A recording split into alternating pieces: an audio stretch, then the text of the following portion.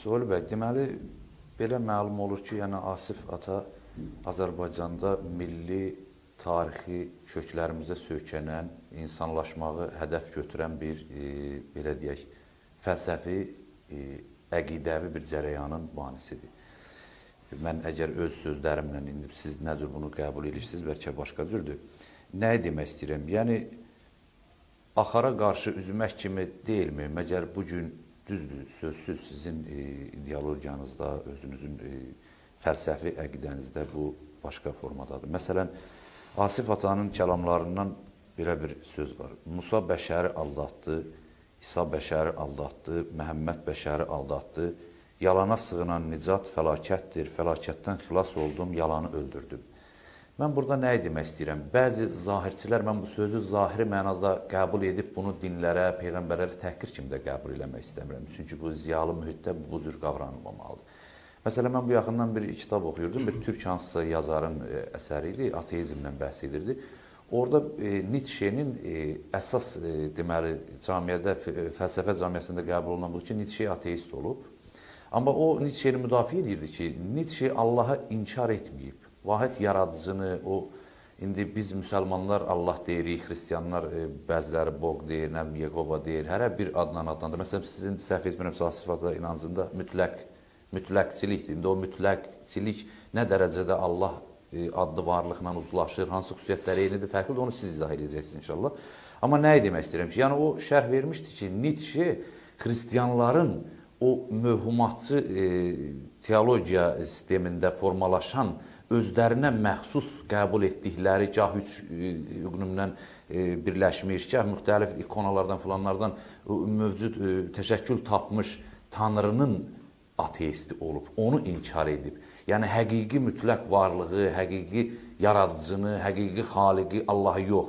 Yəni, bir növ o müsəlmanlıqla müqayisələndirmişdir ki, Nietzsche, məsələn, İslamın dediyi Allahı daha mükəmməl qəbul edərdi və onu inkar etməzdi. Mən bu sualdan hansı nəticəni çıxartmaq istəyirəm bu dediyim şərhi? Ki, bəlkə də Asif ata o dırnaq arası müsəlmanların, dırnaq arası din xadimlərinin, dırnaq arası ruhanilərin öz beynində formalaşdırdığı Məhəmmədi, öz beynində formalaşdırdığı İsanı, öz beynində formalaşdırdığı Musanı inkar edib. Hansı ki, o saf insanların o saflığa çatdıracaq yaratdıqları beynində təşəkkül tapan, hansı ki, o həqiqi, mütləq, doğru inanca vəsilə olan Peyğəmbəri, Allah inamını yox. Mən bu cür başa düşürəm özlüyümdə. İndi buna siz daha ətraflı şərh vermənizi xahiş edərdim ki, yəni bu dediyim sözlər, deyilən sözlər, filosofun bu kəlamları nəyi ehtiva edir və nə demək istəyir? Bilirsiniz, mən bu yaxınlarda Bibliya üstə bir düşüncələrimi yazmışam. Bir çap vərəqi həcmində təxminən bir yazıdır. Elə son olaraq Bibliyanı mən araşdırandan sonra bir sıra məqamlara toxunmuşam orada. İndi mən elə istəyərdim, təbii ki, mən Asif atanın ölçüsünə dayanaraq mən bunu eləmişəm. Bilirsiniz, Asif atanın Peyğəmbərlər haqqında çox önəmli bir düşüncəsi var. Məsələn, o deyir ki, məsələn, deyir, İsa'nın dinindən əl çəkmək olar. Ancaq İsa'nı tanımaq mümkün deyil. O deyir, Məhəmmədin dinindən əl çəkmək olar, amma Məhəmmədi tanımaq mümkün deyil. Müqəddəslər danılmır. Elə bir ifadəsi var. Ancaq sonra, o məsələn, Məhəmməd Peyğəmbərlə bağlı belə bir şey də deyir. Deyir ki,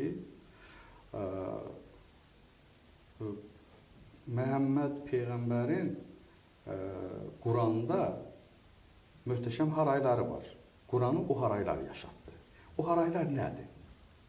O haraylar Məhəmmədin dönmədən israrla Allah birdir, başqa Allah yoxdur, bütlərə tapınmayın, Allah birdir. Bu haraydır doğrudan, Allah birdir. Əlbəttə, Allah birdir harayı doğru bir yönüdür, doğru bir haraydır ki, ata onu çox yüksək qiymətləndirir. Yaxud İsa'nın dağüstü isarları, çağırışı var orada. Ata onu çox yüksək qiymətləndirir. Mən o oxumuşam orada, daha doğrusu mən yazmışam ona bağlı. Oxumayın da orada az bir şeydir, hər kəs oxuya bilər. İndi qaldı Peyğəmbərlərin deyək ki, istər yaşamı, istər düşüncələri, istərsə də dünya görüşləri bütövlükdə nə dərəcədə bütövdür, nə dərəcədə ziddiyyətsizdir, nə dərəcədə mütləq həqiqətdir. Məsələ bu yöndən gəlib yanaşanda artıq Asif ata burada qəti mövqe sərgiləyir. Gəlin götürək, məsələn, başlayaq Musadan. Musa Yəhudiləri, belə deyək də, Yəhudiləri bir toplum olaraq məhv olmaqdan xilas elədi. Bu böyük hünər idi.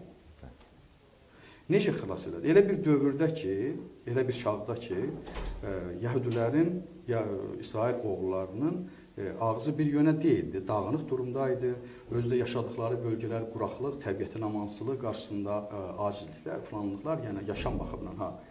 Belə bir vaxtda təbii ki, daha mümbit torpaqları olan, daha böyük, belə deyək, oturuşmuş xalqların tabeliyinə girirdilər.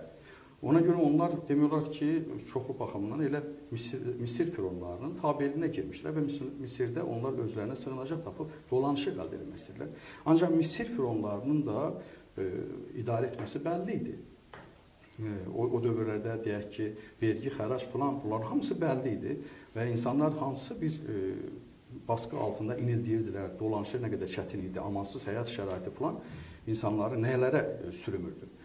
Belə bir çağda əlbəttə Musanın ortaya çıxması və Yəhudi xalqının fironların baskısından qurtarması, 40 il onları səhrada gəzdirərək zəhmətə, əməyə alışdırması, öyrətməsi, onları bir toplum şəklində salması və vahid bir inanca gətirməsi, bu da orada da böyük bir məsələ idi. Bu elə belə məsələ deyil. Yəhudilər özləri bütpərəstlər idi, hərəsinin bir Allahı var idi, falan var idi. Əlbəttə bu baxımdan çox böyük önəm vermək olar. Ancaq nə dərəcədə bu xətt müqəddəs idi, doğru idi, bəşəri idi. Bax, mən indi bununla bağlı öz düşüncələrimi yazmışam, deyirəm bununla bağlı. Əhd-i Ətiqi oxuduqca adamın gözlərinin qarşısında necə bir Allah, Rəbb obrazı canlanır. Qısqanc, amansız, haytalı və adama bənzər bir qüvvə, adam kimi danışan və konkret olaraq bəşərin Allahı deyil, ancaq İsrail olan Allah. Mən sənin atalarının Allahı, Rəbbiyəm. Falan torpaqları mən atalarına bağışlamışam. Və falan torpaqlarda Kənanlarla döyüşüb, Marollarla döyüşüb, falanlarla döyüşüblər. Falan torpaqlara sənin atalarına vermişəm, sənin haqqında. Orada döyüşür, döyüşə sövq edir və bu zaman göstəriş verir ki, orada o şəhərlər ki, sizin atalarınıza məxsusdur. O şəhərlərdə yaşayan toplumlardan heç kəsi saxlamalı deyilsiniz. Çünki əgər onlardan kimlərsə qalırsa, sabah onlar sizə əngəl olabilir. Və Məmməd Əndən Pəpəyənin hamısını qılıncdan keçirir. Körpə şoxları, qocaları məhv edirdilər. Nə dərəcə bu bəşəridir? Və bu birbaşa, bu hər tarixi deyil, bu inancın mayasında qoyulan bir baxışdır. İnancın prinsipləri kimi özünü göstərən bir məsələdir. Sonra baxırsan məsələn, yəni bu tiplər, bu cür məsələlər çoxdur. Yəni mən görürəm ki, burada Allah əslində tayfa dünya görüşündən, tayfa dinindən, tayfa tanrısından qırağa çıxa bilmir. Onun xarakteri, onun obrazları. Və o dediyim kimi Rəbb, Musanın Rəbbi bütünlüklə İsrail oğullarının hərbi rəhbəri kimi çıxış edir. Baş biləni kimi çıxır. Sanki ordu başçısı danışır, ordu başçısı göstəriş verir, müharibələrə sövq edir falan. Yəni belə Allah olamaz axı, belə Allah obrazı ola bilməz.